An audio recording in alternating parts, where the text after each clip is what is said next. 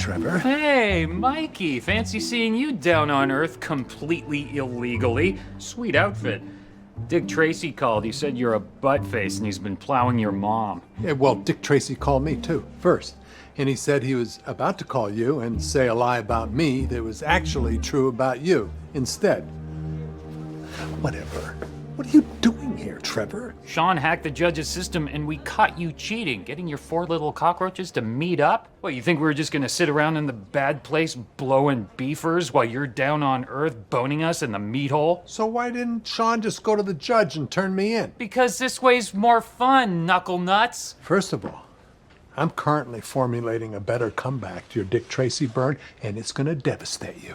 Second, you're too late. Because when I did this experiment in my neighborhood, every time Eleanor asked Chidi for help, their bond became unbreakable, and the entire group improved. No, you're right. There's no way I'll get one of these bozos to drop out of an unpaid, rigorous academic study, especially when they're doing it with me, their overeager new best friend. Well, I should head back. You want to come with? Oh, right. They've all seen you already, so you can't show your face to them again, so you're powerless to stop me. Later days, dingus. Dick Tracy called back on his watch phone and said, "You better watch out." Shit. Second too late.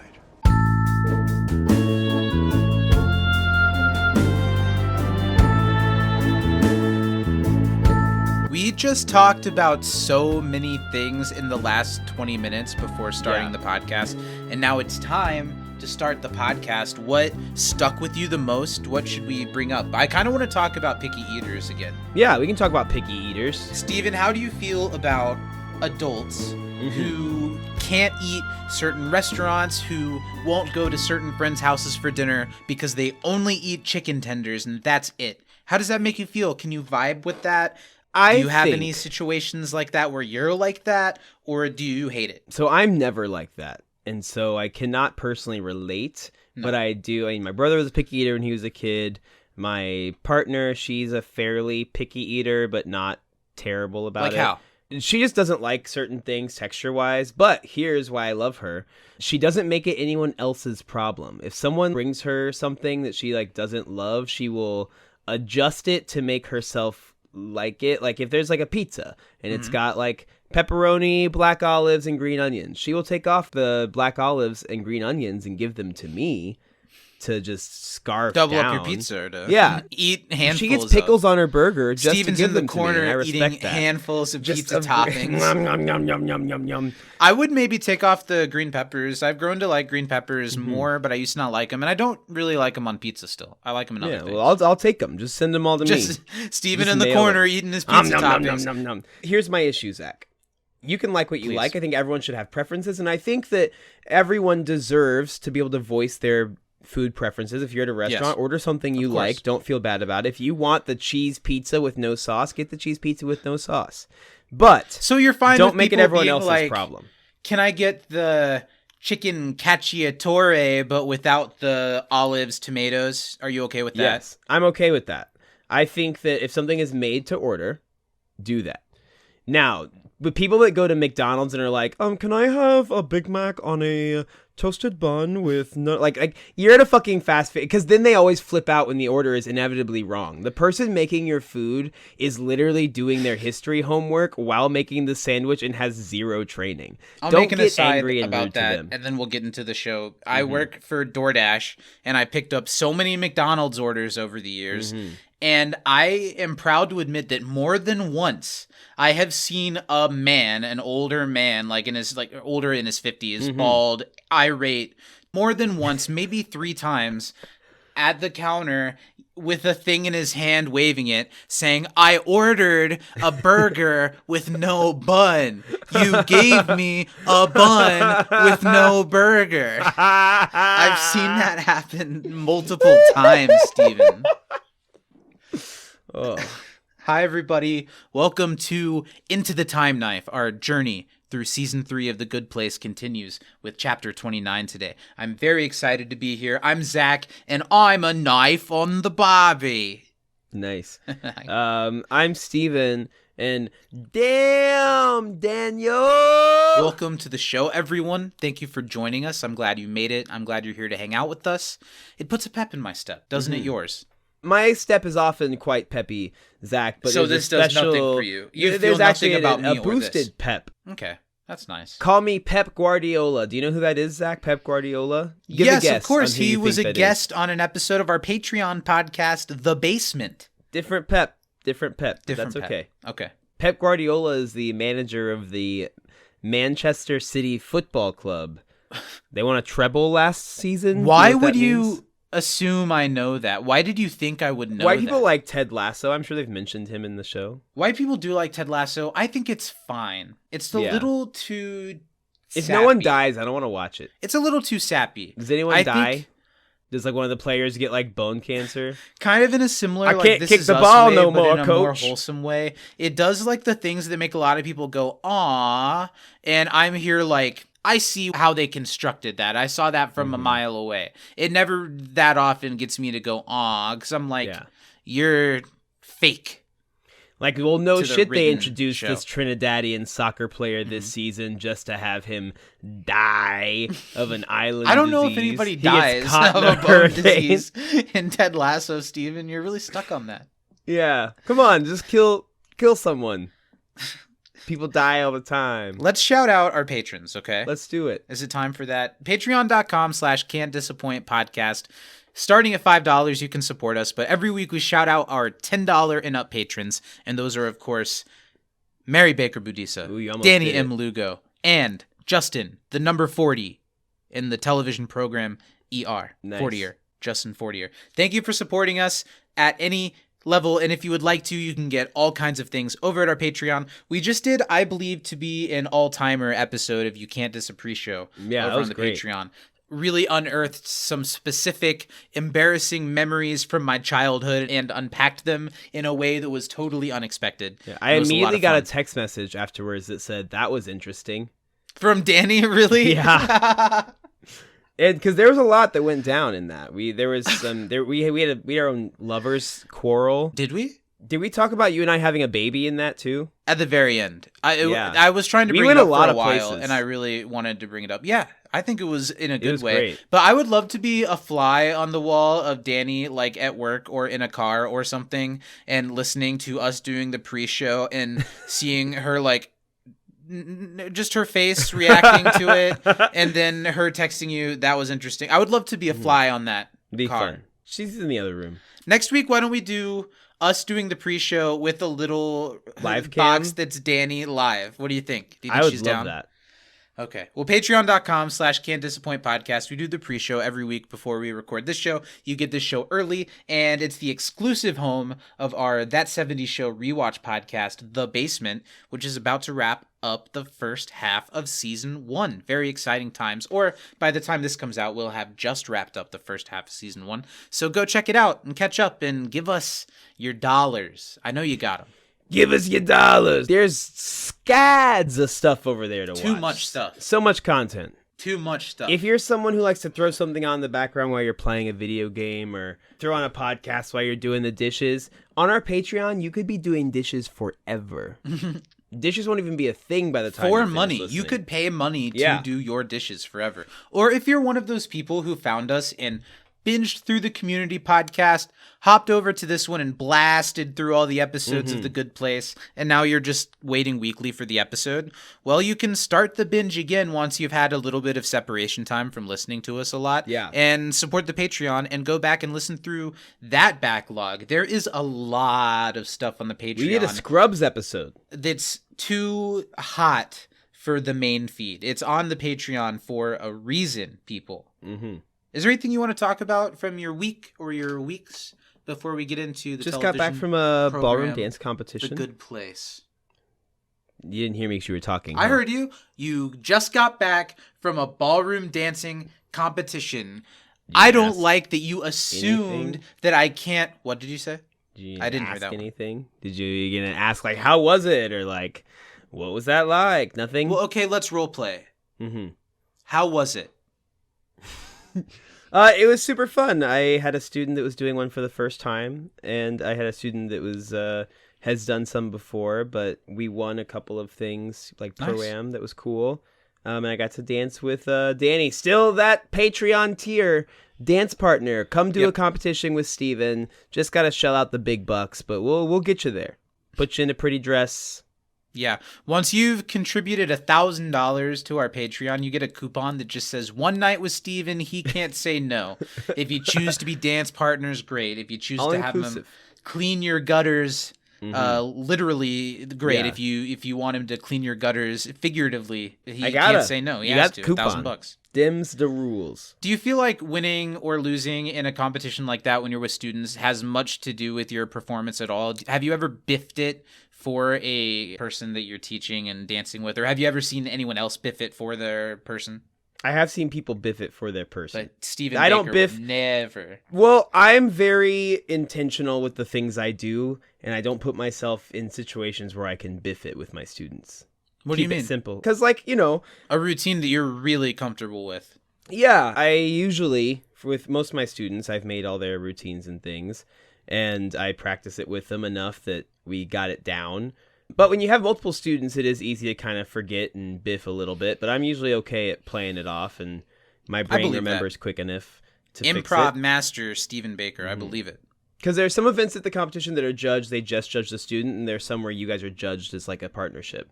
Well, and So I feel like those that whether can they be judge you or not, If I you're feel like just spitting subconsciously, it does affect. Or You're it like, will literally affect the this guy performance of the other sucks. person if Yeah. you're fucking it all up. Exactly.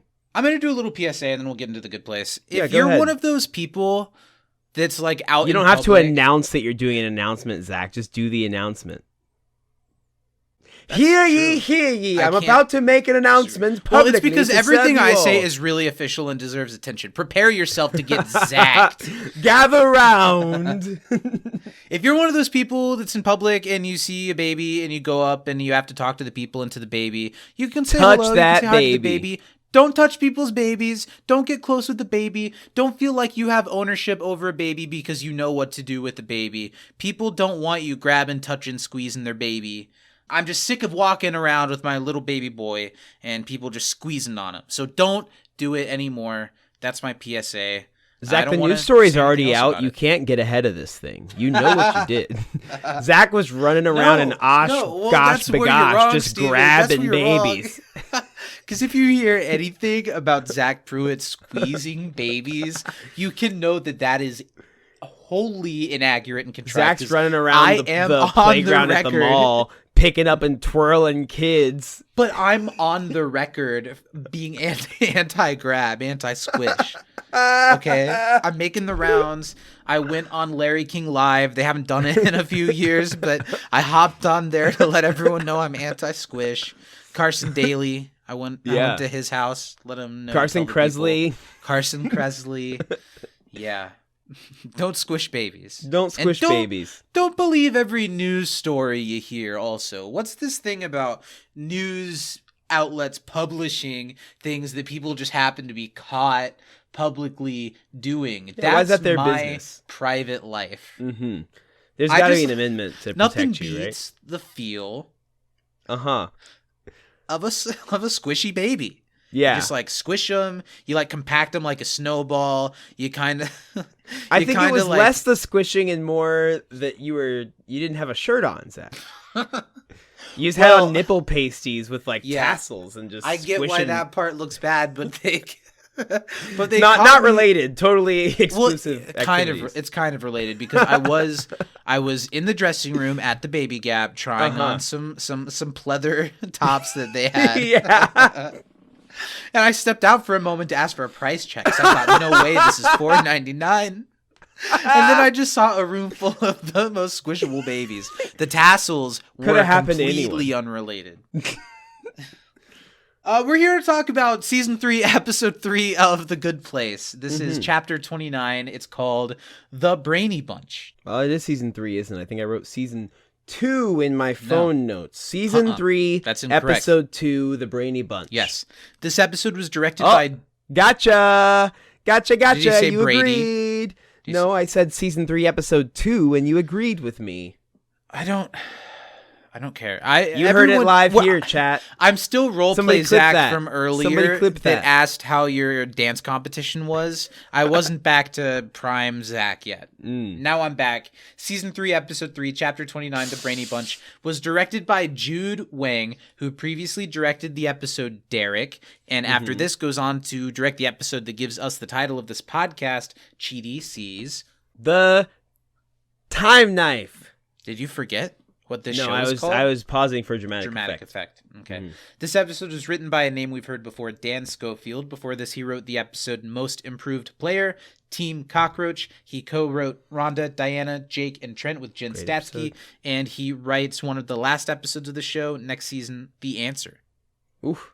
This episode originally aired on October 4th, 2018, which takes us to one of my favorite pop culture segments we do on this show. We're going to talk about this date. October 4th, 2018 was only 5 and some months ago, like 5.5 years ago or so, right?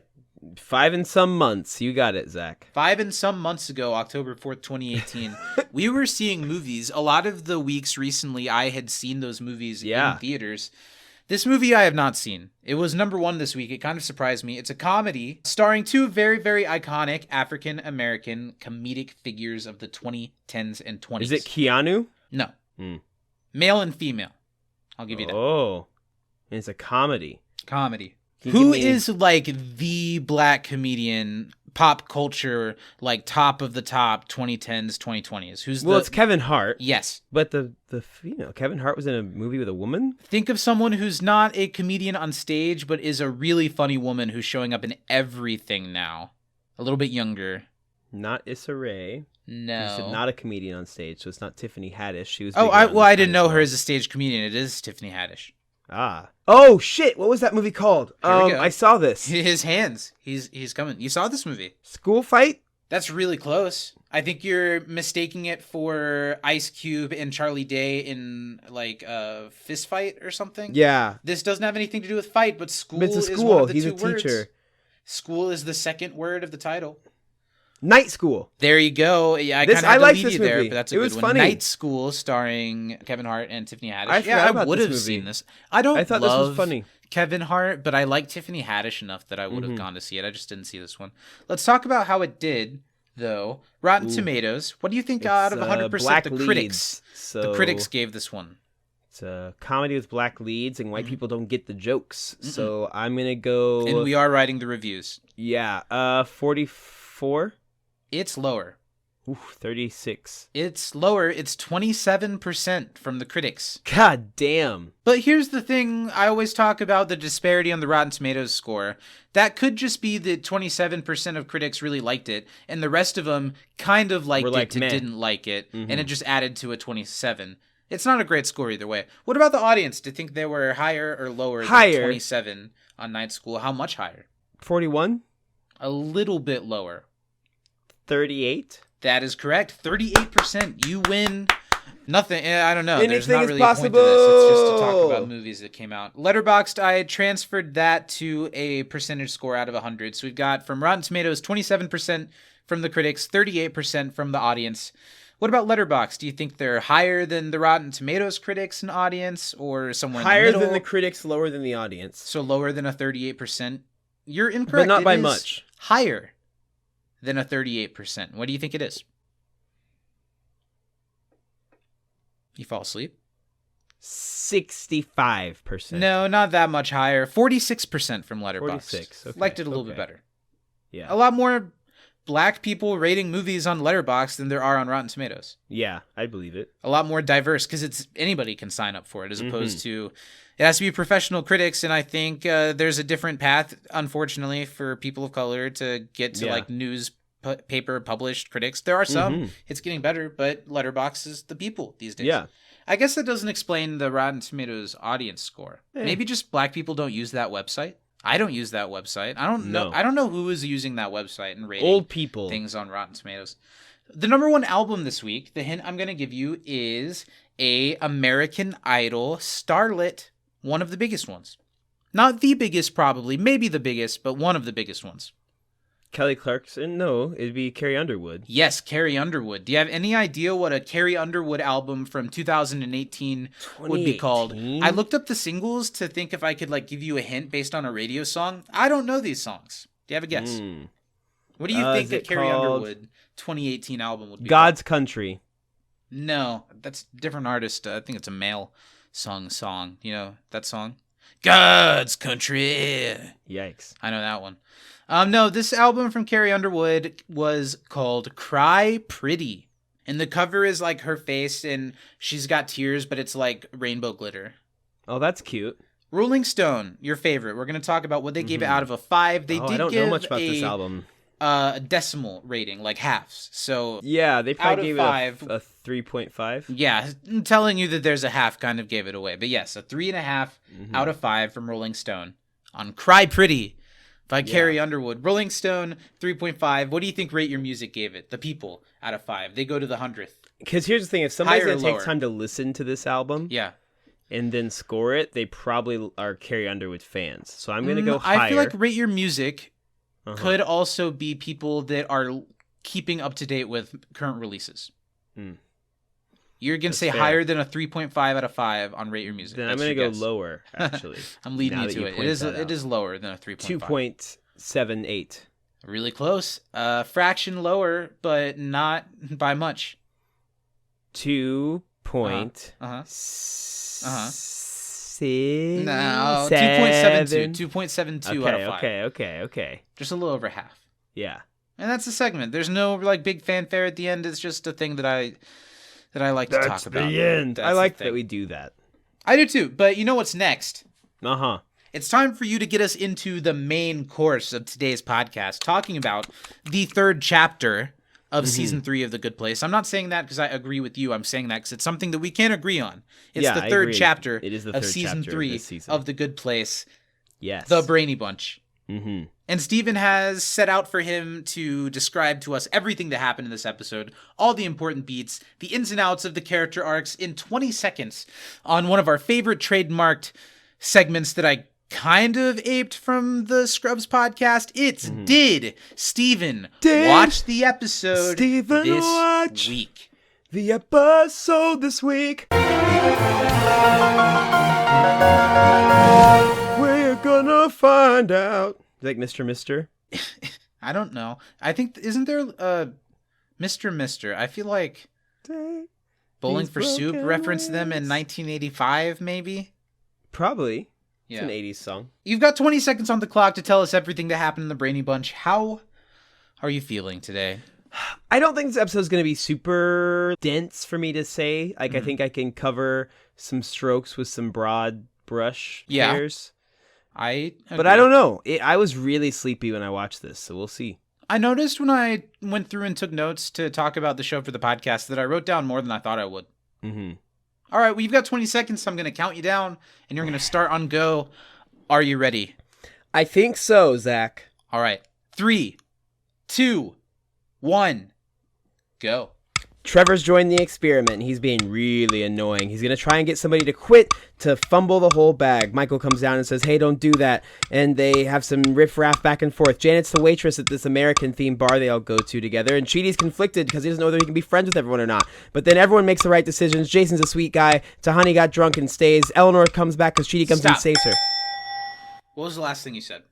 Eleanor comes back because Cheaty comes and saves her. Not Okay. the right wording, but... We did not get kind of the conclusion and twist, which is Michael, Janet getting caught by the judge. Yeah, didn't get to that part. All of that, and then the escape to Earth, which is kind of what makes this episode sing there at the end. I can see why, if you're tired, that maybe it Well, doesn't I'm just trying to go... last I go as much. chronological in my I know review, that you was and most of I- it. I'm not saying you forgot it. It was right after what I was... Like after the Eleanor thing coming back is when they get caught by the judge. But What I'm saying is, I think other than that, you did quite well. Thank you. But that does dock points just because it might be short in runtime, but it is a big part of the It's gotta- episode. It's yeah. kind of the big thing. And it was more runtime than I remembered it being. Like, it was the Yeah, last that's 5 true. minutes. I thought it That's was kind of fair. like a last-second thing. But That's fair. There was a point when I I watched it the second time when I was like, oh, this is where we leave the humans for the episode. And the rest of it is just the Michael, Trevor, Janet thing, which I liked. Yeah. I'm going to give you a... how much am I going to dock you for that? You can dock me as much as you want. buddy. I'm going to give you... I'm feeling nice. I'm going to give you a B+ still. Oh, thanks, buddy. Because you could have gotten an A-, Mm-hmm. or an A if you had gotten that last Yeah. part. So I'll keep it at a B+. Good job. If I hadn't wasted time with Michael Trevor back and forth, Yeah. I could have probably... But it was slipped good in. detail. Mm-hmm. There wasn't a lot of stammering. You got detail the whole time. It was a good one. Let's do some trivia this week. Let's do it. I've got a gaggle. Quite a few. Maybe less, but I've got a few. Kick it off. Whose recipe are the lemon bars? Is it his Nana's? Oh, it's his Nana's recipe, Nice. all right. Do you call your grandmother Nana? No, it's always just been Grandma, but there's kind of a thing of calling them Grandma first name. So Grandma Mary Lou. Mm-hmm. But not my dad's side. That's Grandma Pruitt. Mm-hmm. But my mom's parents are Grandpa Jack, Grandma Mary Lou. They weren't Grandma Thomas, Grandpa Thomas. Do you call her by her first name? Not at all. You say, "What's up, Doreen? How you doing?" I say grandma because I only Yeah. have one. And I don't have to specify. But my cousin, who has two grandmothers, does Grandma Baker and Gam Gam. For the Not a other fan of Gam Gam. How old Not is my this jam. person calling the woman Gam Gam at this one. time? He's now too old. probably 22.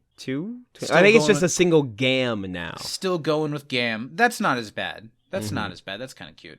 Yeah. Okay, my first question for you. You're gonna know this. What's Mm-hmm. Trevor's favorite dank meme? Damn, Daniel! Back Jason at it jumping again with right the in. white vans. Yeah, a lot of my questions are about Trevor. You'll come to learn. My next question is a Trevor question. Where does Trevor love and hate the lemon bars?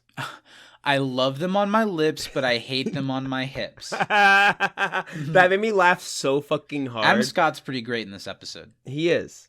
He plays obnoxious so well. What's the name of the restaurant where the gang goes for food and drinks? What's the name? I almost wrote this down. It was some hodgepodge of words. It was like Kinda. American Nope. Hollywood Nope. steak Nope. country flag. Cowboy Skyscraper Buffet. Nice. And then it says like Hollywood off to the side. It's not part And of it the has title. like a you're picture right. of the Seattle Space Needle or whatever. So funny. What images are they going to show to Jason during his test? Oh man. A safe, Mm-hmm. a snorkel, Uh-huh. and whippet canisters. Absolutely. Nice. Nicely I done. watched the episode right before we started recording today. It's really fresh on my mind. Who is on the pop culture Mount Rushmore at the restaurant? that was one of my questions. Let's see if I Do can you remember? It was I want to go in order. There's 4. David Hasselhoff. Uh-huh. I'm going to fuck up the order. Judge Judy Uh-huh. was third. Paris Hilton was 2nd. Mhm. Fourth was You can do it. It's in there. I Uh-huh. believe you. Brother. a brother. Yeah. He's a brother. He has a brother. No, you He don't is have it. the brother. Hulk Hogan. Oh, Hulk Hogan. Yeah, that's who it was. I was like, it was an athlete of some kind.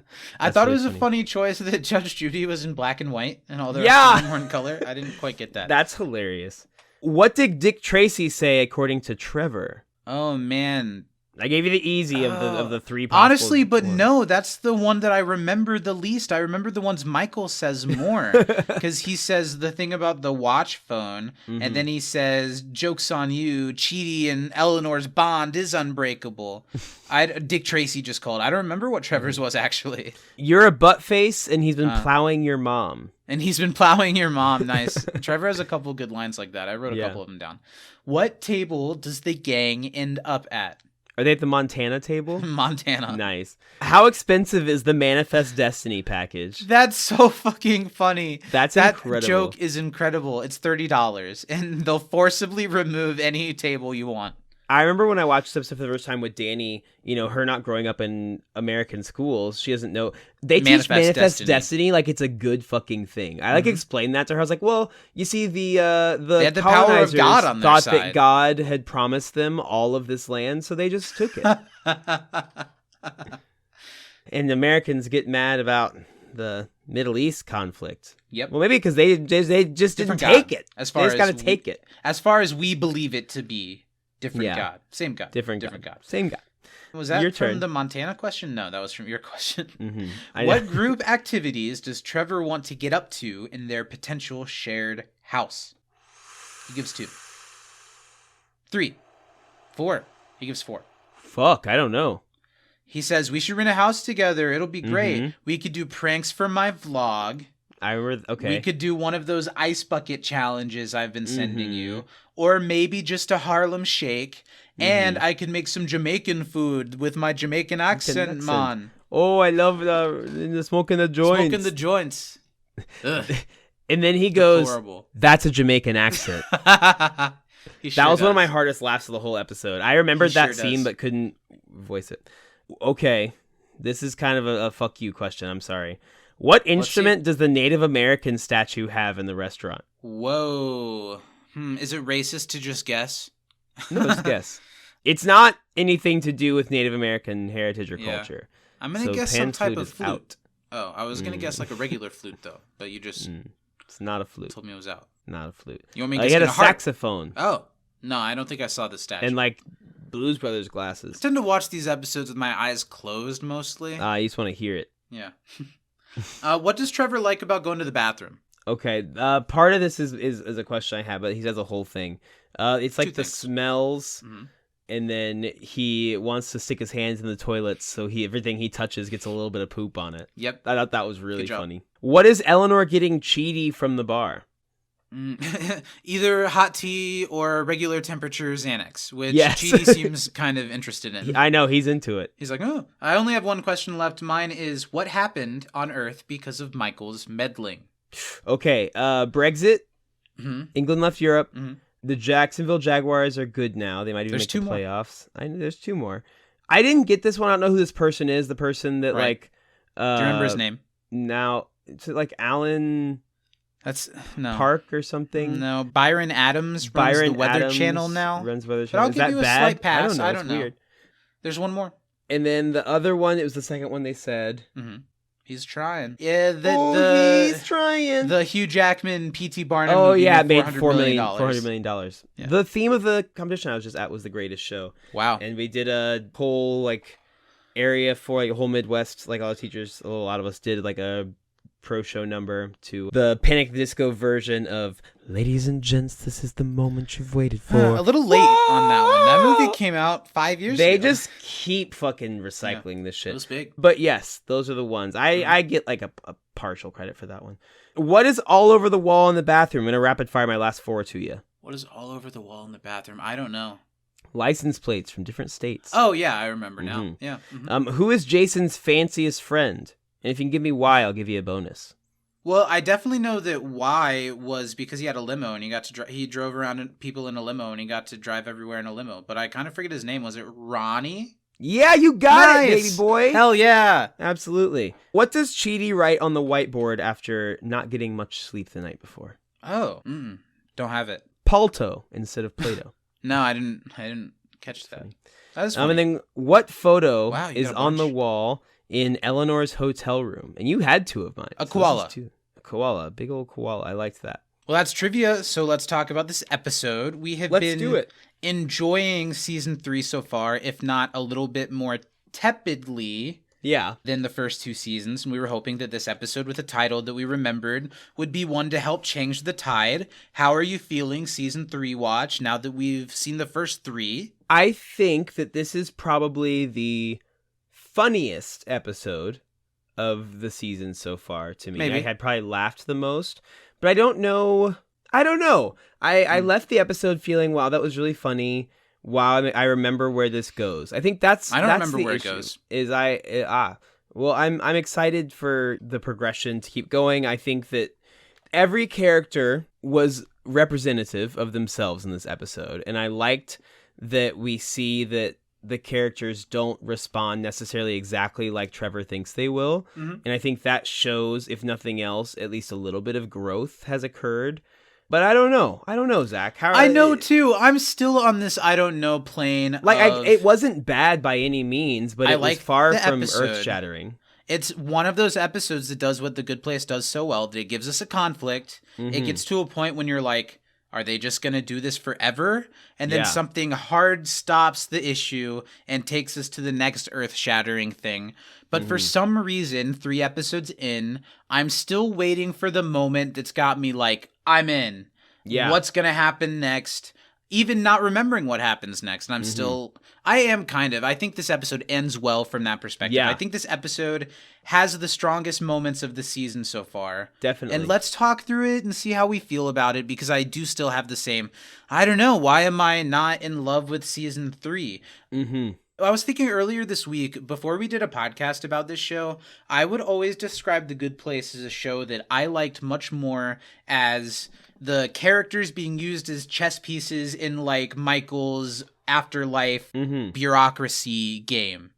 And so I didn't care so much about their relationships, and I didn't care so much about them as people on Earth. I wanted to get back to this weird interpretation of the afterlife and its weird angle of it, and how the people are just cogs in it. I don't know if we've talked about this before, but before we started doing the podcast about this show, I would rank my favorite seasons as 2, 4, 1, 3, having 3 at the lowest. And so far, nothing in season 3 has been bad by any means, but I think I'm still waiting, like you said, for that thing that's like, okay, I'm in, I'm hooked, I'm like dying to see what happens next, which I still am, but it's not quite to the degree that it was last season, which it probably hurts season 3 a little bit because season 2 is so good from top to bottom. Well, and even this time watching through the show and taking our time with it and tracking the characters, I've gotten more invested in the characters and more invested in their relationships, especially Janet and Jason, who are adorable. Yeah. I've even grown to really love Chidi and Eleanor as a romantic pairing, and grown to appreciate how well the show makes Simone a worthy cog in that, something to mess that up in a way that we can root for them too. But still, for some reason, even in this really human season, I'm left wanting the crazy shit to start happening. And I'm a little bit not sick of, because I love the show, but because we watch it from a critical angle. If I was just watching the show, I wouldn't say things like I'm just sick of. But in that context, I'm just sick of, oh, well, what's going to happen? We're going to get marbleized. We're going to get retired for the 11th time. No, we're not. There's a thing that's going to come right at the last second to keep things going. Even though I do think the thing at the end with the reasoning they get out of the judge's It's really clever, really funny. It's clever and visual. works. Let's talk through it and see how we land, okay? Let's do it. Let's dive in. Well, the episode starts off kind of where we left off last time, with Janet and Michael reading the ticker tape. Janet's warning Michael that something really dangerous is coming, but Michael's already on it. He knows that the most evil being in existence has made an in with the humans, that it is really bad news. We've got to watch out. And of course, as we already know, it's Trevor. And I love the cut here from the most evil being in existence to Trevor being a goofy, bright, dorky, smiling dude who's winning these humans over with his Nana's lemon bars. Yeah. Lemon bars, you into them? Would you smash some lemon bars? I fuck with a lemon bar. It's not my ideal treat, My but that's sister a actually treat makes that's really made yummy with lemon love. bars. Absolutely. Yeah. But it's not my favorite. A little too tart for me, usually. I'm a lemon boy. I'll eat lemons Lemon raw. boy. You do really like the lemon pepper. Lemons raw is good. I like lemons. Yeah. I don't know. That's where he says the line that you called out: love them on my lips, hate them on my hips. And everyone laughs. They like this guy already. He's giving them good vibes. And Trevor is delighted to meet the reason this is all happening, Eleanor. And the joke Eleanor has that's funny here, talking about, oh, I'm not used to hearing that unless I'm in small claims court, being the reason that everything's happening. I think something I like better about this episode, this time watching it, was seeing how early Trevor is planting the seeds that become the focus of the second half of the episode. Seeing him do things here, and from the beginning being like, hello, the reason that we're all here, this all hinges on you to put that pressure on Eleanor.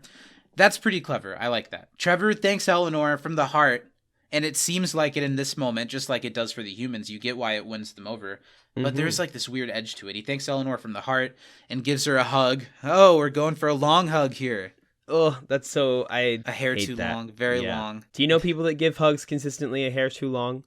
If not for you, they hug somebody close to you for too long. See, I feel like I am a casual hugger. I'll go in for a quick hug. So anytime I've had a long hug, it's been with a loved one. Like someone that I'm very, very close with. I don't think I've ever had... that's probably not true. I do theater and I stuff hug like you that. for way too long. But we've had moments that have warranted a long hug. And nowadays, we don't see each other that often. Yeah. And we are interconnected in a lot of weird ways that I don't think it's weird. Zach and I actually make love like they do in Avatar. We just braid our hair together and go to town. That is something maybe the Zach and Steven shippers out there might like to know, because as sour as we are towards each other on the show, when we see each other in person, we genuinely do exchange in a long hug. Yeah. The world stops for a moment. And Danny and Lil aren't just staring a few steps They fade away on a Chicago curb, needing our help to carry stuff. It's just you and me in that moment. So they're having the long hug, and Eleanor says, "Are you crying?" But he's just really happy to be here. And Chidi's like, "Oh, well, yeah, that's great." He goes in to begin his speech, kind of a philosophy class moment. A classic Good Place setup, but it's just different because they're on Earth and they're actually in a university instead of like Chidi's makeshift university setting. They're in a university together. It kind of makes the whole thing a little different.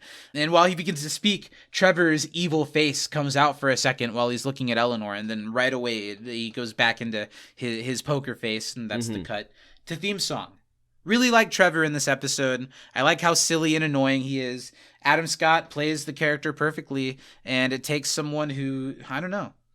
I feel like it takes someone who is inherently kind of likable to be able to play a character like this so disturbingly, horribly well.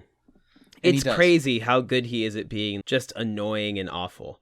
And he does it so believably. Like they wouldn't think, oh, this guy's just fucking with us necessarily. They think, wow, he's just exhausting. Because there are people that are like this on a smaller degree. This heightened, of course, because he's a demon. Yeah, but it's believable enough that I buy that nobody's like, what's this guy's problem? Especially because he's so nice about all of it. It's like, oh, let's get drinks. Let's play a fun game. If anyone can't relate, let's because just all drink. the worst guys are like, I'm a nice guy. I deserve everything I want.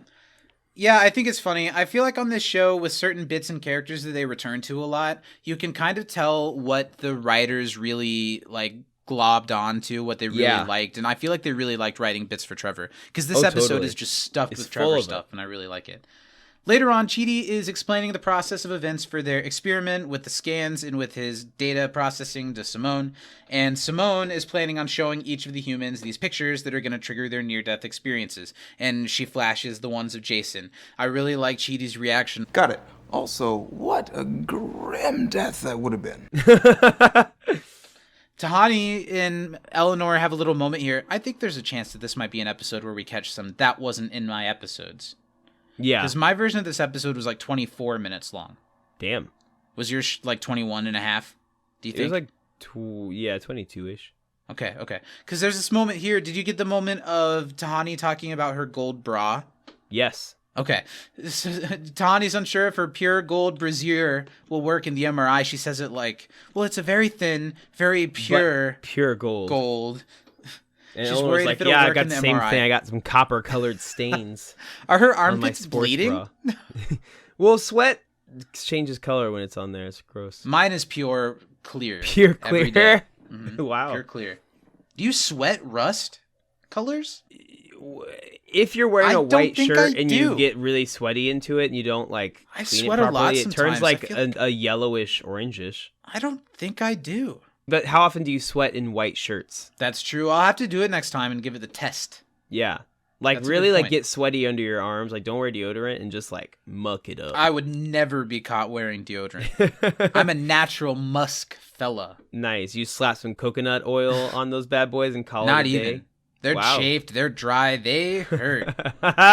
So Trevor wanders in, and he's wondering why Eleanor hasn't responded to any of the dank memes he's been sending.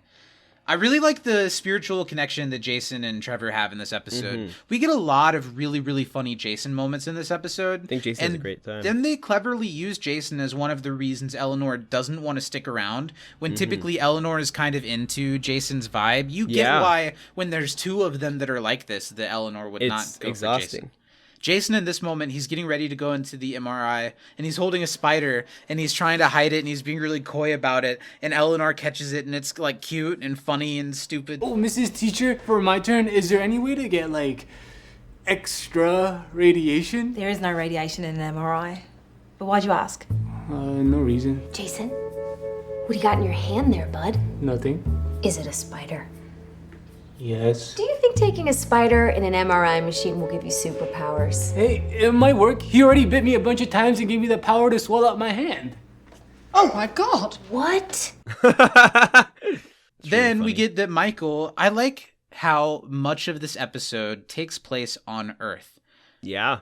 We do see the doorman and all that set at the end, and we see the ticker tape in the beginning. But here we just see that, oh, Michael's on Earth. We don't see him sneaking away again. We just know, Jesus, He's Michael. doing it You're again. doing it again. You're on Earth. He's in a trench coat. He's coming in disguise, and he corners Trevor in a hallway. This is where the Dick Tracy bit begins that runs through the episode.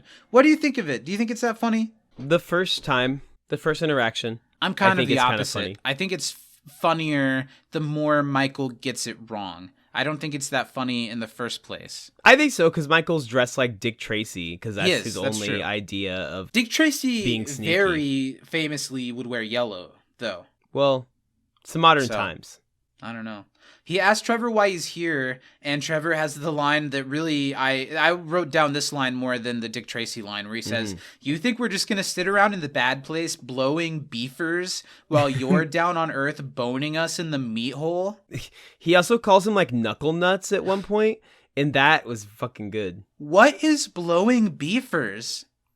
Is that turds? I can only think it... No. You think that's a sexual practice? Well, the only thing I can think of that pertains to like beef that I hear is Is a not... penis? No. Oh, I don't want to say it. maybe that's just me. You don't want to say it? Well, then say it and we'll bleep it. Have you ever heard of so people call the... So you think they're talking about blowing? Maybe. I don't Like, think it's that, but I don't know what it is. That's when someone says, "Oh, I'm blowing beefers." When all I can someone think says, of how many is- times has someone said that to you? A lot. We're gonna I've sit been around propositioned. in a bad place blowing beefers while you're down on Earth boning us in the meat hole. That one's clear. Boning us. That in one's the pretty meat hole clear, is pretty yeah. clear. But I guess not. Is the meat hole where you eat the meat, or is the meat hole where you take the meat? Both, I think. Yeah, a lot of meat Well, holes. demons don't understand It's made of orifices. meat holes. That's true. Blowing beefers. Demons don't have buttholes, confirmed. Michael wants to interfere, but there's nothing he can do without kind of revealing his sneakiness and his lies to the judge and to the powers that be. So the bad place is kind of able to step in and hack their way in and have Trevor meddle in the way that they would like, the way that they think is fun. If Michael's Yeah. going to do it his way, they get to as well. Trevor also might hang around Earth for a while because he sent in a really good audition tape to The Bachelorette. Oh, I didn't get that part. That's He's funny. like, yeah, and I might stick around for a while. I sent in this tape for The Bachelorette. They're really interested. It's really good. That's really funny. And that's when Michael says, I'm working on a update to your Dick Tracy bit, and it's going to devastate you. That might have even made it funnier that there's an extra line, an extra In between, pause yeah. for Michael to fester on it before he brings it back up. In mine, I think he they just go right it's pretty back fast. to it. Yeah. And also, Michael's convinced that Eleanor and Chidi will always improve, regardless of the schemes working against them, regardless of what Trevor does to meddle. But Trevor is sure that here on Earth, with them, he'll be able to get one of them to quit. There's nothing that's going to stop him. And Michael can't do anything to interfere because all of the humans have seen him before as different people. So if he shows up, he has to show up as one of them, or only. It's just gotten really complicated for Michael to get involved in the way that he does. And obviously this sets up Janet being a player in this episode, which I remembered once it happened, but I was removed enough for her showing up as the waitress to make me go, Me it was one too. of my moments of the episode. I was very excited for that. I thought that if anything has been missing this season, it's seeing Janet interact. And we got a lot of that this week. Later this season, I know that this season has upside because we get one of the very, very best episodes of the entire series, Janet's. Which might take the cake for Dance Dance Resolution. Yeah. And it is an episode that features, if I remember, solely, maybe just a little glimpses of other people, but it's all Darcy Carden. And she I think anchors one of the other best people episodes of the entire series. representing. Yeah. Kind of in a virtual systems analysis community kind of way, where Abed is Jeff and then he's Annie. You kind of see that in this one. I'm very, very excited Me too. to get to that one. So that makes me feel a little bit better that we'll get there eventually if we keep chugging through a totally fine season. Yeah. We just haven't showed up like, oh my God. Anyway, Trevor leaves and says, later days, dingus. And after he's out of earshot, Michael says, oh, Dick Tracy called. And his watch phone, I didn't write down exactly what he said. Yeah, it's his funny watch phone said, watch out. Or something like that. Trevor's already gone. It's like, oh, it's a second too late. I don't think that's what it was, Michael. That was funny. After the scan, the humans and Chidi and Simone and all of them, they're all together. And Tahani is concerned that maybe the picture didn't get her best side. She says, did yours have that line? She's like, this is my best side, and I don't know if the scan got that. And Simone says, well, it's a picture of the inside of your skull, so I think it's going to be fine. I don't know if mine had that one. I don't remember it, but it might have been there.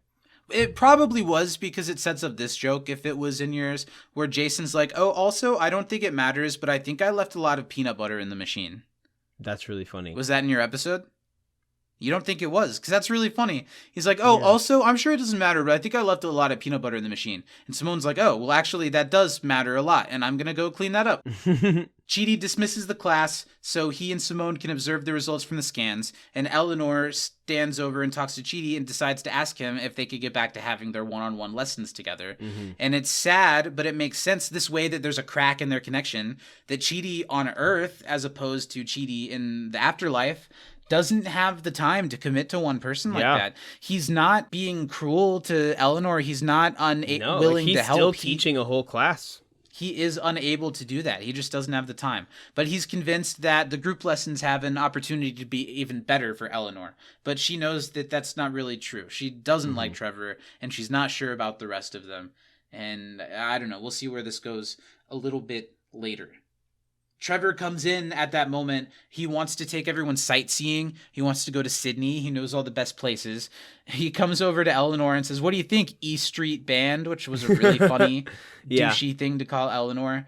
And Eleanor is just dodging everything Trevor wants to do. That's too cool. I don't know. I'd rather go to a bar and have 1 to 8 drinks and then go to bed.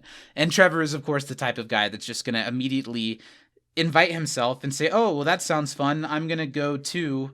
I know the best place for homesick Americans. Do you have people like this in your life that are like, oh, that sounds great for dinner tonight. I'll see you there. Hate that. Hate it. Have I ever done it in a way that has made you cringe? No. Would you tell me if I had? Because I could take it. I don't know. I think that people that are like, I don't tend to usually have FOMO about things because I am pretty happy with my life and where I'm at with it. But of course, we all have like little moments of it. But I know people that get really offended if multiple people they know are doing something and they're not a part of it. I don't feel that way. Yeah, I didn't think you were that type of person. I mean, everyone has little twinges of jealousy sometimes. Like, oh, I'm not in this friend's wedding party. I feel like I'm really close to that person. But you can sit outside. But not in a way like that. I don't know. That I'm not Lil, however, will be in my wedding Your party. best man, obviously. Yeah, exactly. So we've got to talk about this restaurant, the Cowboy Skyscraper Buffet. It reminds me a lot of the episode of Arrested Development where Michael and Rita go to an American restaurant in Wee Britain in California. Yes. And they get like for the appetizer, it's a thing with a bunch of donuts stacked up. And I think this one's even better. It's so silly, but there's so many specific references and jokes that make me laugh that it never makes me roll my eyes. I love all the time that we spend here. This is the type of thing that I like seeing if the good place is going to take itself to Earth to show us something really zany and crazy on Earth. And I kind of think that's what this restaurant is. It made me laugh quite a bit. What about you? I made me laugh a lot too. You know, especially seeing firsthand how other countries kind of view Americans. This is absolutely the type of American restaurant that would be not in America. Because it's like, oh, well, they love guns and Montana and Judge Judy, so let's put that shit everywhere. There's an Australian hostess that feigns an American accent and then drops it when she has to say anything other than like the line that she gives. And Trevor, we talked about this, but he really specifically wants the swamp stenchy Florida table because they get it just right. Oh, someone's seated there. But if you purchase our Manifest Destiny package for $30, you can have anyone you want forcibly removed from the table.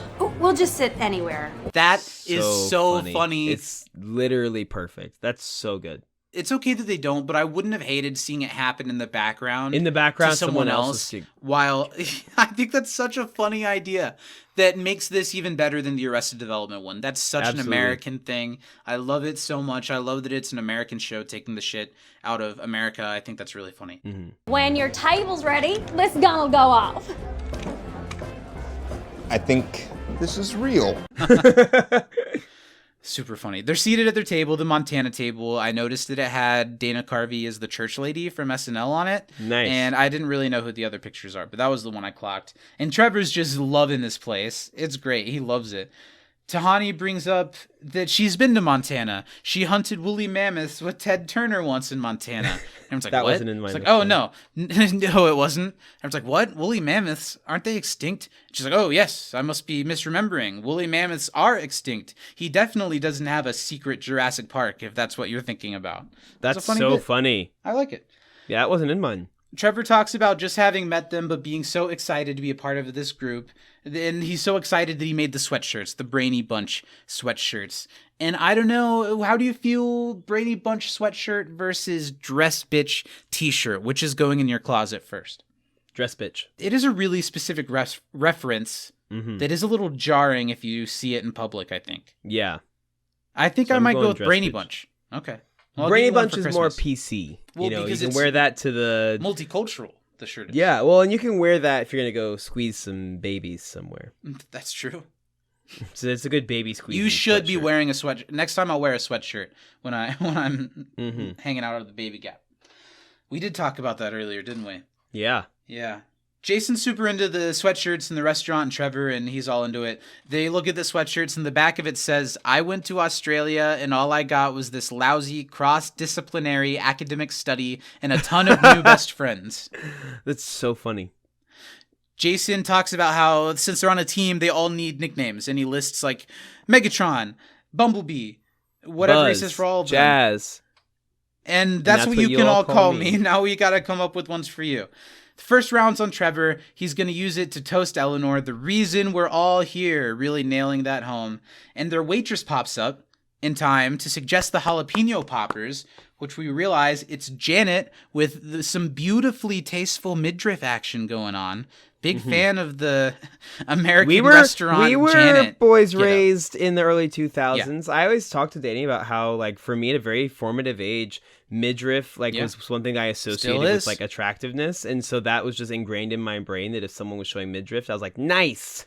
It's truly one of those things that's attractive It gets on me. every body type, too. Yep. Love it. Show just a little bit of them tums, guys. Give me them belly buttons. Yeah.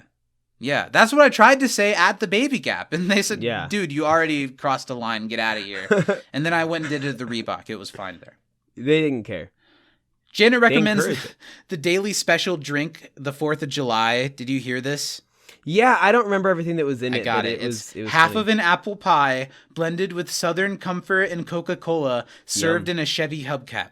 Put some ice cream in that. I'd fuck with it. I think I would too. I think I absolutely honestly, would.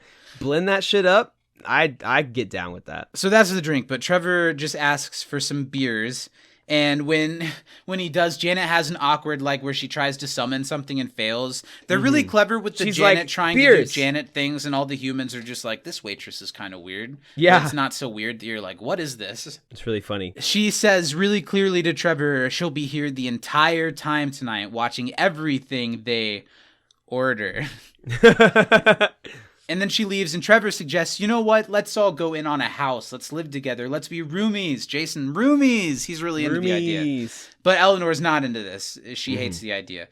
She hates all of Trevor's ideas for the vlog and for the ice bucket challenge and the Jamaican accent. It's just all really unsettling, and it's getting worse for Eleanor, and it's piling on. And it would for me, too. I would not want to be around that guy. No, not at all. And I'm not often, kind of like Eleanor here, I'm not often in a position where I have to be around someone like that I really don't like and just put a smile on. I usually can just avoid people I don't like. It'd be tough. Yeah, you hide. You hide under the table. You go in the bathroom, lock the stall, climb out the tiny Every little time. window. Yeah. Yeah. Zach and I have never finished a meal without him escaping through the tiny bathroom window. I just get nervous. Yeah, I get it. I don't know what's expected of me after the meal. You know what's expected of you after the meal. Michael, in disguise, comes to Janet at the bar, who's like struggling to pour the beers, and he wants an update, but she's too caught on her loss of power. She's freaking out. And Michael is like also having trouble. He's a bad liar here all of a sudden. And he's in this body, it's always either too dry or too wet. Yeah. But Janet's tortured by not knowing things. Her knowledge base cut off exactly at the moment they came. So there was this guy in Venezuela named Raul who was eating a ham sandwich, and now she'll never know if he did or not, if he finished I like it. when she goes, I have to find him. That's later. He's like, I have to go find him. Michael needs Janet to get herself together, though. She needs to get Trevor away from the humans. As Trevor is starting to make Chidi think that maybe it's a little unprofessional that he's hanging out with everybody, and maybe that's going to affect his work. And, of course, that's all he needs to be a dagger in Chidi's whole belief system. No, I never thought that. I mean, I kind of do now. Should I not be socializing? I'm sure it's fine. I mean, how much harm could it possibly do? Good point. Such a good point that I'm gonna go think about how good a point that is over there by myself for several minutes. Excuse me. And Trevor, as soon as to Eleanor, so with all these Star Wars movies, do you think they'll make a new Spaceballs? Here's my idea for a Spaceballs. As he's just throwing popcorn behind him and missing. Yeah. Which I didn't write down. That's so funny. There's just a complimentary bowl of popcorn on the table at the restaurant that was when good. You get there. I am not with Spaceballs, but I am the type. That's where I relate to Trevor a little bit. Like sitting down and be like, okay, totally socially unaware of what just happened. I have this great idea for a show. During that, Eleanor's like, I gotta go. I just got this text and I have to leave to go get it. I have to check it. And Janet arrives with the beers and jalapeno poppers for the other three. She says, and I had to transport these through space like a chump. While she does this, she spills a beer on Trevor and tells him to go to the bathroom or go away and never come back. Yeah, go home and never come back. But he made extra brainy... He has extra brainy bunch sweatshirts. So he's covered. He doesn't have to do anything. He can just switch that bad boy out. Tahani is looking at the menu. Did yours have this? Where she's like, oh, finally, a salad. No. Oh, it's so funny. She's like looking at the menu. She's like, oh, finally, I found a salad. The Mount Rushmore. 2 heads of iceberg lettuce, battered and deep fried and garnished with a 32-ounce country fried steak. Oh, my God. And Jason, does he say the thing about the fire hose? I forget what it's called, but he's like, I'm going to order this. They come out every 10 minutes and blast you with hot chili from a fire hose. This place is awesome. That sounds incredible. I'd fuck with that. That's such a good fit. I wish that was in yours. That made me laugh so hard. Trevor convinces Tahani and Jason to play a drinking game. Why don't you guys take a drink every time one of you says something that the other person can't relate to? And then Tahani goes on a tangent about playing drinking games with kombucha with Blake Lively and Ryan Reynolds. And Jason says, do I have to drink for every word I don't know? Up to you. Just drink, and drink a lot. It'd be a fun game. To just drink when someone says something you can't relate to? Yeah. We should do that on this podcast sometime. Yeah, we should. We'll both talk about our day. Our cultural upbringing. Ooh. Our day would be a good one, too. You'd be like, yeah, I was on my feet all day, and I'd be like already hammered. Michael freaks out to Janet because Chidi left and Eleanor left, and it's all just going wrong, and it's happening fast, and Trevor is getting what he wanted to get done immediately. Janet says that she wishes she could drop a steamroller on Trevor's head, but I don't have my powers, so I can only, kick him with my soft feet? Michael asks her to keep interfering so he can use his librarian bit one more time to help push Chidi in the right direction, which is just going to go totally wrong. We see Trevor and Tahani and Jason doing shots while Eleanor takes a moment to try to calm Chidi down. I really like the way that this episode subtly... It does stuff on a deeper level that is worth appreciating because it shows us all the things that usually happen when there's a conflict. Eleanor goes to Chidi goes to Eleanor, they talk about it, they figure it out. That doesn't really work this time, and you see why it doesn't. You see why Chidi would be too overwhelmed about the success of this to need to take a step back, and you see why Eleanor would be like, this is too deep for me, there's too much, it's too heavy for me, I gotta dip down. I like that. Well, and I really like how this really leans heavy into how important their friendship is to Eleanor, no matter the timeline, no matter the circumstances. Yeah. Having Chidi as a friend first yeah, is really important. And that's so why cute. the relationship building works so well, because he's with Simone. She's not trying to break them up or anything. She's like, I came here because you inspired me at my lowest to be a better person. And now I feel like I'm only getting a fraction of your time, and any time that I am around you, I'm drowned out by the 2 idiots. Yeah. And Tahani's just okay, you know. And she'll so- say that to him later, but here it's really sweet because she starts to say the things like, well, I thought we were kind of friends, because he's been talking like, I'm And worried he's like, oh, that no. I'm going to skew the study so we can be acquaintances, we can be colleagues. But if you talk to me like this, we're going to be confidants, and I can't have that. And you're right. Eleanor says, I thought we were friends. Oh, no, you're right. What have I done? And Eleanor, I love the line. Well, I'm going to leave. I'm going to get you a hot tea or a regular temperature Xanax. And he's really down for both. And steps away. Immediately, one door opens and another closes. Michael steps in. It's me, the librarian from the library. Professor Arangonier? I thought I recognized you. He goes into his wise advice play again, but it's gotten really messy. And he's having trouble coming up with wise ways to connect to Chidi's thing vaguely. And Chidi, here, there's another scene with him in a second, but she's noticing. Yeah. You know? He's like, why are you here? What? I didn't even tell you. Well, anything he's that like, happened." oh, you know, when I'm in situations like these, and he's like, I didn't tell you anything's going on. He's like, tell me what's Well, why going don't on, you and tell I'll me tell what's you going how I on? react in situations like what you're about to describe. Michael's got so many threads going on that he doesn't even. Of course, Chidi didn't tell me what's going on. He knows everything that's going on, so he just steps in. Yeah. Yep. Meanwhile, Tahani is getting cuddly on Jason's chest. As Janet steps in to recommend that they each have a gallon of water to really sober up. But it's okay. Trevor called these two lovebirds a cab, asks for the check, and tells Janet, hey, you should smile more. You'll get more tips. How many dance customers tell you that you should smile at them more to get tipped more? You say, I'm "Sir, smiling I can't hard take the whole tips." time. If I took a dance lesson from you and you were just wide grinned the entire time, unflinching. One more time. Wow, good job, buddy. I don't know how you talk to people or how dancers talk to people. That's what you say to me. Is that what you do? Okay. Yeah, just a lot of that. There's a cute little moment here with Tahani and Jason. They do always have cute little interactions, kind of like the Chidi Simone versus Chidi and Eleanor. I don't really want Tahani and Jason to end up together, but you see why they, in several scenarios, become attracted to each other and hook up or something. It just they're both makes really, sense. really good looking. That's what happens here. Tahani says to Jason, gosh, you're pretty. And he says, nope, you're pretty. Pretty beautiful. Really cute.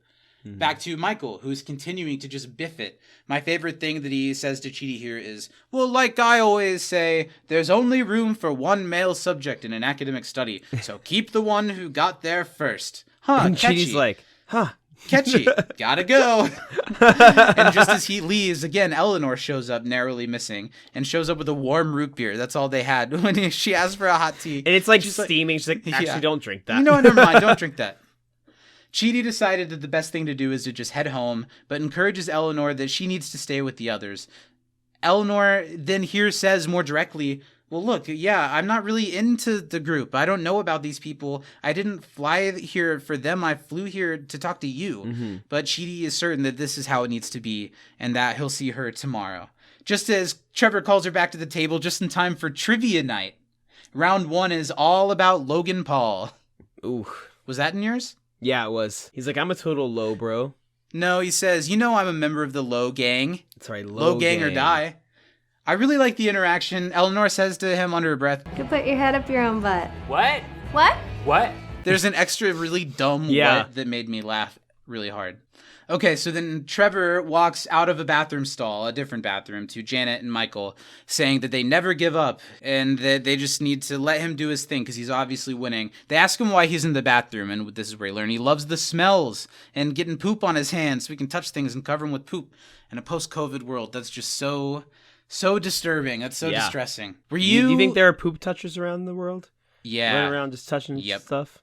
Yes. He's doing really well, he feels. He's tuning his own horn. Chidi's melting down and leaving. Eleanor Were you going to left the ask me bar if I early. stick my hand in toilets? You said, were you... Yeah.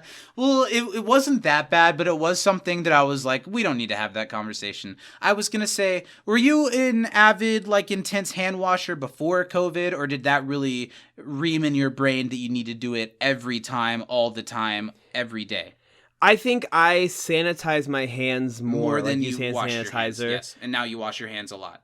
After touching, between every lesson I do that. I didn't used to do that before. I thought you were gonna ask just like, did I wash my hands? But Did you COVID used to didn't make play me wash around my with hands. your more. little turds in the toilet like I did, or was that just my... smush them all about. Just smush them out. I Tell little definitely though stories was like with a them using young as boy. props. I will admit here, one of my darkest secrets. I with was your like turds? one of those weird little kids that like for some reason would lie about washing their hands after going like I would I thought it was gonna literally be a little run worse water for the length of time I would have to wash my hands and get my hands slightly wet so if anybody checked, but it wouldn't wash my hands. I don't understand I did why. the same shit, and it's so weird. Yeah, and gross. what and is why. wrong with I did kids? all that shit. Little boys, I feel. Yeah, like. little boys just are gross. I'm like, would I don't know why. that. I would like avoid. I would do the same sometimes for brushing my teeth. Yeah, absolutely. And now Just I like rinse water, wet the obsessively brush my toothbrush. teeth, and I'm like, God damn, why didn't I do this when I was a child? Yeah, it takes no time at all. Okay.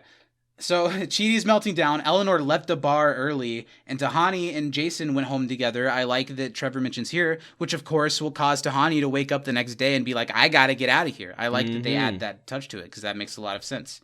But Michael still stands firm, and it's his conviction. I don't know, he's gotten so cocky and he's doing everything so messily. So he's still got this, no matter what, as long as I'm here, you guys will never succeed.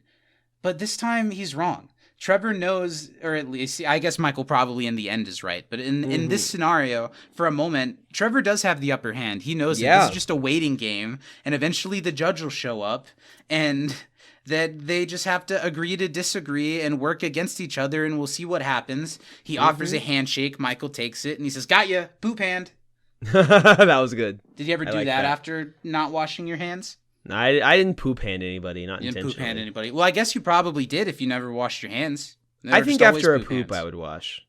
I don't know. I feel like I don't believe you. After I the don't know. story you just I told. don't remember every I time don't that I think didn't wash you my did. hands because I was a lot of times. Did you do I this didn't at wash school my too, or just at home? You did it at school too. At home more than at school, but Yeah. I probably did it at school. Well, I'm because there's a sure. bunch of people around. You can't just get your hands wet and walk away. They'll be like, "What are Yeah. you doing?" Or And I every judge people in boy public is doing bathrooms it. who don't wash their hands. That's true. It's disgusting. Mm-hmm. Chidi, now we get to Chidi is really sleepy and he didn't sleep any last night and he's really struggling and he's pushing through his day. Simone's talking to him, saying that he really needs to relax, but Chidi is so stuck on the study and making sure everything goes right and being professional and his place in it that he can't relax. Simone has this moment, I like it, where she's kind of telling Chidi, have a little faith in me. I'll be able to tell you if you're crossing a line. You're fine. But Chidi doesn't quite trust that. He thinks that this event is what everything is led up to. He's finally going to fix his brain and have a thesis and all this, and he can't blow it. Simone says, please, just get some sleep. You ate an egg like it was an apple. I thought it was hard boiled. But the shell. It's a funny bit. Yeah. I really like this type of frazzled Chidi. We get more of him this season, and this is a good start of that. Mm-hmm. Later on, Jason and Trevor are like working on a secret handshake together as Tahani walks into a room and says, "Nobody look at me. I am both overhung and uncouth." And when she says, "Don't look at me," Simone's like, I don't know what to do. There's a lot of little jokes in this episode that work. She wrote them all in an apology letter, and she's like, I'm sorry for how it looks. It was hard for me to find a calligrapher at 5 a.m. this morning. So funny.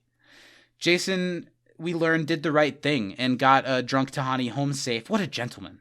Mm-hmm. Got her home Good safe. guy, Jason. And even like when Tahani is apologizing for her behavior, says, I thought you were fun. Don't feel bad about yourself. Which is a really great thing to hear when you feel a little insecure about like how you acted the night before. And he's like, I really liked getting to know you. And that's such a sweet thing to say to someone. But he follows it with, you're the fanciest person I know. Fancier than Limo Ronnie. That's driving a limo is pretty fancy. It's probably not his limo. No, he's like a limo driver. But does he work for a company or did he buy his own limo? Well, he drives people in the limo. Okay. All day long.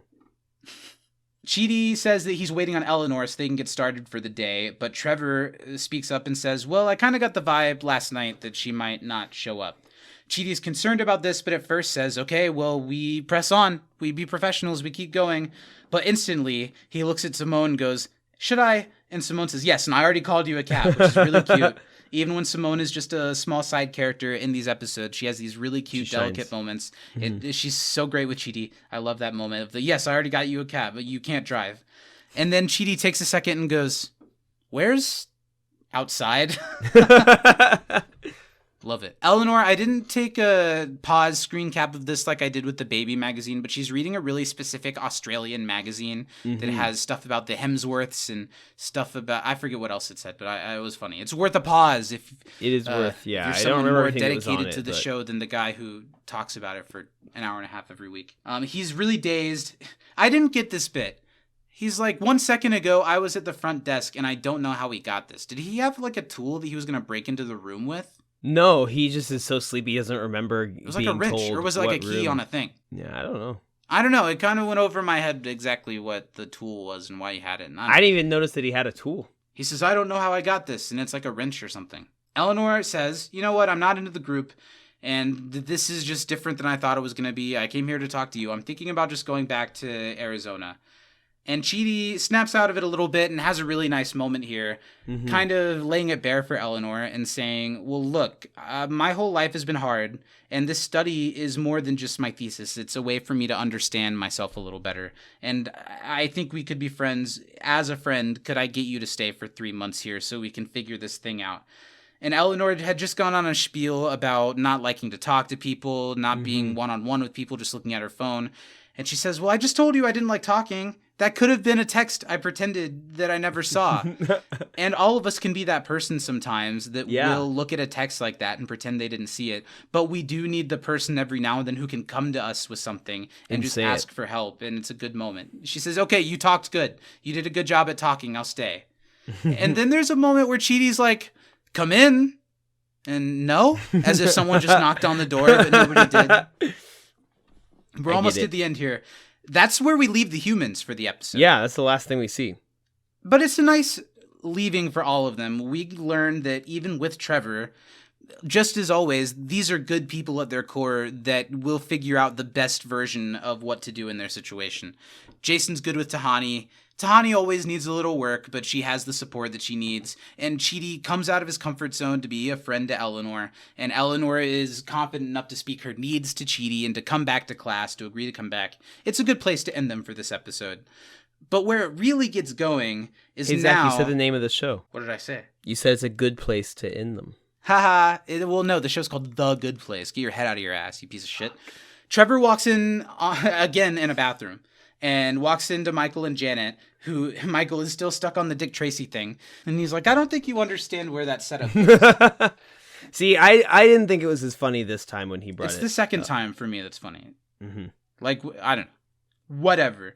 Michael believes that they were right. And this I just didn't think this one was it, Zach. I know that you're really hard set on this being the funny moment time. Of the series. I said it. Right after I said on The View this morning that I don't grab kids, I told them also that the third iteration of the Dick Tracy bit was my favorite. Michael's still stuck on that. But he also believes that they were right and that they've won. But Trevor is still like, you know what, you can say that, but I'm just going to stay here. I'm going to keep chipping away. One of them will leave eventually. These humans he just has will to get make annoyed. one leave. They need all of them to grow. Yeah. This can go on forever. This is the moment that's like, where are they going to go? Are they just going to have this war over their souls forever? Janet says, good luck to Trevor, but then says, oh, I really meant that. Dang it. I am still a good Janet. And some of these things just come out of me. Was that in yours? Oh, that wasn't in mine. That's cute. Then she says, yeah, old habits, etc. She says, etc. out loud. Nice. The humans are all Michael cares about, he says, which I think is a really sweet moment. That these people are all I care about, and nothing, and I mean nothing, the portal opens, the door reveals, the doorman steps out of it. I love this moment with the doorman, where first he's like, oh, good, you're all here, cool. Well, the judge wants you guys, why don't you come on back with me? All of us right now? Yeah, come on. Then he walks around the bathroom, and he's like, so this is Earth.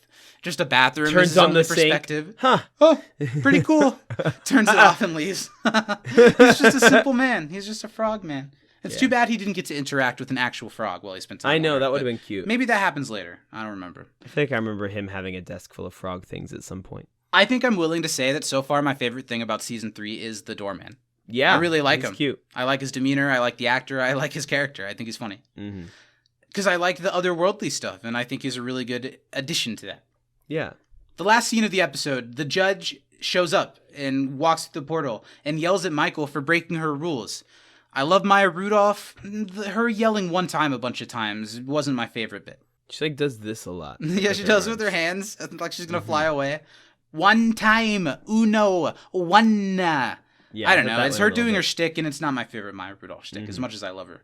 Trevor, I like this bit a lot. He pretends to be on the judge's side. It's like, yeah, I can't believe it. Oh my God, this is horrible. And the judge just flicks, and he flies away into a void. Love that. Which makes Michael think that the judge is there to defend them, and he plays the same trick. Oh my God, can you believe that guy's so awful? And the judge calls him out, which I really like. She expected better from him because Trevor's a demon. Michael is supposedly actually changed. But Michael's meddling, coming back all these times, even though he says, well, I just came back a couple times to nudge them, and made all kinds of weird things happen on Earth, like we talked about earlier. The Jags are good now. That one's my favorite. Blake Like, Bortles Blake might Bortles is actually kind be of okay. all right? I don't know. No way. The experts are debating it. I don't know. Michael's reaction to all of these is just, Which me wow. being like a sports fan, especially at the time, that was very funny to me when that joke was made. Because the Jaguars were really bad for a long time. And, then they had during like a the really show's good run, season. they had Yeah. a good season. And it was while the show was on, and it was a big moment for the show. Their social media got really great. involved with it, I remember. So that was a really nice reference. The judge reveals that, you know what? The experiment's over. That's it. I'm calling it. And my favorite little tiny moment of the episode is the hurt and concern when Michael says, so are you going to kill them? Mm-hmm. I just felt Ted Danson's pain. I felt him. Yeah. I just really took notice of that the second time. I was like, oh my God, he does not care that he might be destroyed, that Janet will be marbleized, that everything he knows will be taken away from him. Truly, when he says all he cares about are the 4 humans, he means it at this point, and you see it. She says, no, I'm not going to kill them, but there's no more monitoring anymore. They're just regular people who are alive, and they either make it through the point system or they don't. Which is like a win and a lose for Michael. Well, and 'cause knowing what we know, that's a lose all the way around. they'd have to all of a sudden become some of the best people who have ever lived. Mm-hmm. What's Michael's line a few episodes ago that, well, maybe the 32 years prior wasn't enough to fix in a month. Like maybe the 32 years prior isn't enough to fix in 50 more years. Maybe Exactly. you're just already screwed. Mm-hmm. They either get in or they don't. They either go to the good place or the bad place. Kind of back as if and none of this ever happened a little bit. Exactly. Which isn't how it's going to stay. But that is a little bit how it is now. Mm-hmm. And she says that the two of you're going back to the bad place, and whatever happens to them, Janet gets upset and says, well, they'll retire him and they'll marbleize me. Well, that's on you. What happens. This is because of you guys. So they're going to be taken to the bad place. But then suddenly things start appearing. First we see like a chair, then there's like nachos and just a couple of things. And Janet quickly catches on that, oh, this is all the things that I've been trying to summon. Why was it not beer first? Because she's like, It's going beer. in the order of... Backwards? No, forwards. She tried to summon that things. was the first one we saw, I think. Yeah, but the beers do come at some point, I thought. I don't know. I'll say I really like this moment. It keeps building and building, and it creates this huge barrier from the judge and Michael and Janet, which gives them a second to try to act because of the space between them. I think it would have been a better moment if there was more throughout the episode of Janet trying to summon things. Yeah. Because it works as a twist, I think it would work even better if we see things we specifically remember her saying all episode. I feel like I did. Maybe I'm wrong too. The people will tell us. There are people that tell us these things now. They do. And I love that. I enjoy the comments every time. I do read them. So they have a second, and this is a pretty captivating moment because it all comes down to the doorman. And the doorman has now seen both Michael's kindness and his, like, skivvy. And his... Skeevy? Is that what it is? Skeevy's right, yeah. Yeah, that he's skeevy and that he can't really be trusted, and it could go either way. You kind of expect the doorman to say, what? You lied to me. But no, he's like, you're kind of badass. Good luck, Frogman. I'm pulling for you. He tosses him the key, gives them just enough to run through for the door to close and disappear with the key, so the doorman can't even really do anything that way. Yeah. And the judge finishes clearing the path, throws like a restaurant. One of the things is a restaurant that she throws away. But they already made it through the door. The doorman says, they escaped. And the judge says, yeah, thanks, Jeff. So he has a name. We know his name is Jeff. I like it. And that's where this episode ends. Talking through it, I do like it more, but it doesn't change my overall give me the good season 3. Yeah. How do you feel? I think it is a B to B plus episode. I think it's a B. For me. Yeah. But in a show that can deliver A's so consistently, it just pales a little bit. But I do think for season 3, and it's my favorite that we've done so far, I like it more than I the agree. premiere, the second one. Now that we've talked it through, I do think I like it better than the premiere overall. I think it's well, and I pretty think good my episode. comments about the premiere was I like what they did, but it wasn't super funny. This, I don't love every second of the episode from a story basis because it doesn't do a whole lot to progress until the end. Yeah. But I We're back think it's to a really 20-minute funny episode, really fast. There's not a lot of space for jokes to not land. Yeah, You're right. Super tight, super funny, really well written jokes, and I think a lot of it seems like they kind of let the characters do their thing, and I think that's usually for the best of the show. So I do enjoy it quite a bit, but it's not one that I'm probably going to seek out. Unless you're watching through the show. Yeah, unless I'm watching through it to like, but it's not one that I'm going to show somebody as like, hey, you should watch this show. This is a funny episode, but there are a lot of really funny jokes. And I don't really remember what happens next week, so I'm still excited to get into the next chapter, which is The Snowplow, which sounds like a big episode. I don't remember. But that's it for this episode. Let's do our last couple things and get out of here. It's been a really fun week. There was a lot to talk about, even in these episodes that we're not as into as some of the others. I still got a lot out of this conversation. I appreciate it more deeply. So with that, let's talk about our good and bad place points this week, starting with the bad place. Is it too easy to give it to Trevor? Do I give it to Trevor? Is there anybody that does anything much worse than Trevor? I think I still have to give it to Michael, just because everything was going so well, and because of his folly that he did know better than, he let it all crumble. And they got what they wanted. And now it's being taken away, and they're back to as if none of this had ever happened, which is still maybe a win, but it's not the win that Michael had earned earlier because of him. Well, here's what I'll say. I originally thought Trevor as the obvious one, but I'm going to change it to Michael because nothing that Michael did helped.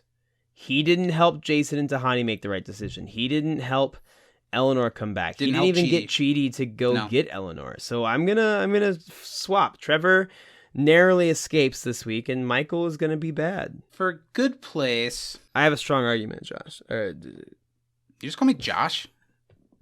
Yeah, it's because so mine is Jason. I was looking at the J, and I was like, no, one syllable, and then I called you Josh. You just called me Josh. Okay. You know just all white guy names sound the same to you? Seth, I'm so sorry. White guy name? Okay. I went Jason because I think Jason. Here's my reasoning. Good save, I guess. Here's my reasoning. Yeah, okay. I hear you. This is not the MVP of the episode.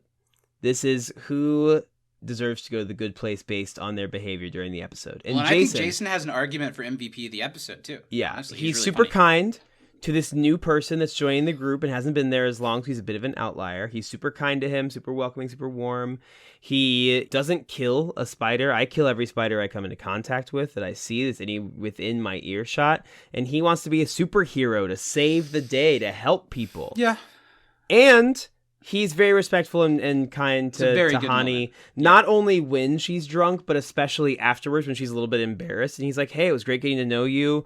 You were great. That's a like, good I had guy a really to fun be. time. That's really good. Like, I think that's one of the easily best behavior of the episode, but it's really, really sweet too. And really kind because he doesn't know Tahani as long as he did in The Good Place when they were in a relationship. He just met, but he still treats her with respect and kindness, even though he's from Florida. We didn't even touch on how he ended up sleeping in a garbage can next to a hotel room, and he didn't mind. He was just glad Tahani got home safe. Forgot where to go. And Tahani does the opposite of what is expected of her and thinks that that's endearing of him, even if she's a little concerned for him and isn't like, oh, you're gross, I need to get away from you.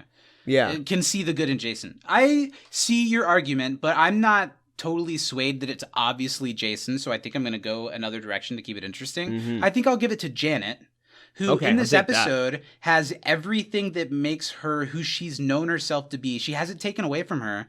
And instead of dwelling on it too much, even though she does, because of course she can't act the way that she ever has before. She still commits to doing her best to help without destruction. Sure, she's tied into Michael's stuff, but she's not like on some high. She hates being there and not being with her powers, but she knows that she needs to help out the humans. I think there's enough there for me to give it to Janet. Sure, why not? Yeah, Keep it interesting. I'll buy that. That's the episode. That's us talking about the Brainy bunch. Do you think we make for a Brainy bunch or no? I don't think there's enough of us to be a bunch. We're like Not a brain. Yeah. Well, we hang plenty brain. But Doing it right now. that's the episode. If you guys are having fun, you can write in, email us to talk about future episodes with us in season 3. TimeKnifePod@gmail.com. Send us in some trivia questions and who you would send to the good and bad place for future episodes. And if you're having fun with us and you want to, like we said, go on a great Patreon binge, patreon.com/can'tdisappointpodcast has a lot of great content. And The Basement are that 70s rewatch podcast that's a whole second awesome podcast we do almost every week that's exclusive to the Patreon. I think you'd really enjoy it. So check us out there starting at $5. Steven, Check it out. where else can the fine folks find us? You know, if you want to hang with our brainy bunch, go follow us on Twitter and Instagram over at Time Knife Pod. If you want to see the video companion to this episode, we did some fun things. I did some of this. I swung my arms around. I guess. Go Feel search like I'm up the having an show okay on hair YouTube. day. Yeah, I like your hair today. It's very soft and supple. It looks very pretty. Thank you. I like it a lot. You're pretty. Aw, Pretty you're beautiful. Pretty beautiful. Follow us on the things. Talk to us. We like when you guys engage. And shout out to all the people who do engage and talk to Yeah, us every shout out week to all on the YouTube. YouTube commenters. There's always some funny stuff. Good times. Well, that's the show. Steven, any last words for the people? Do not Where's this go? what you can do for your country. I don't know. I thought maybe you'd just say the thing that we There is no try. always say at the end of the episode. Oh, you were setting me up. From inside the Time Knife. It was a setup. Black Lives Matter. I'm Zach. I'm Steven. And we'll see you next time. Have a great week. We love you. The Brady Bunch, not the Brady Bunch. Well, the Brady Bunch, yeah, the Brady Bunch.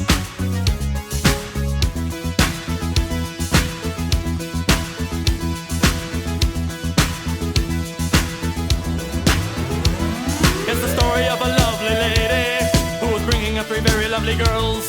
All of them had hair of gold, like the mother, the youngest one in curls. But Trevor just wants some beers. I'm about to burp. Wow, You hear that? Nice. Mm-hmm. Send it forwards from your chest. What does that mean? Like you gotta Yeah. project It was it. just It's like in in the my back of throat. your I just throat. had to get it out. I'm hunger pains are You happening. gotta happening. Can you burp on command? No. I can. It's probably not Cool. healthy. It's a tiny one, but a burp nonetheless. Where am I at? Jessica Trevor Simpson burped her ABCs on the Tonight Show one time. I've seen that. I'm familiar with that. And you said that'll be me one day. Yeah, I was like, hey, damn it. Damn, Not yet. fuck. Fuck. Yeah. I'll never get on the Tonight Show now.